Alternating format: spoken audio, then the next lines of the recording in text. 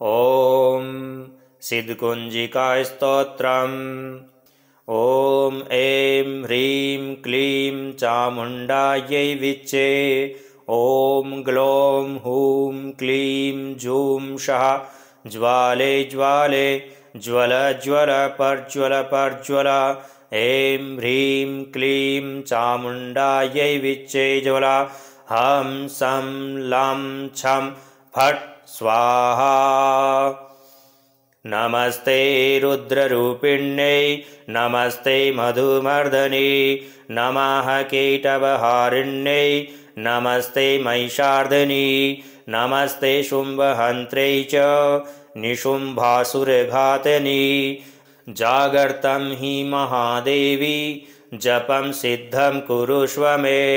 ऐंकारी सरष्टिरूपाये ह्रींकारी प्रतिपालिका क्लींकारी कामरूपिण्यै बीजरूपे नमोऽस्तुते। चामुण्डा चण्डघाती च येकारी वरदायिनी विच्चे चावेदा नित्यं नमस्ते मन्त्ररूपिणी।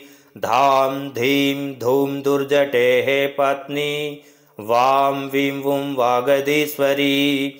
क्रां क्रीं क्रूं कालिका देवी सां सीं सूं मे शुभं कुरु। ॐ हुं हुंकाररूपिण्यै जं जं जं जम्बनादिनी। भ्रां भ्रीं भ्रूं भैरवीभद्रे भवान्यै ते नमो नमः।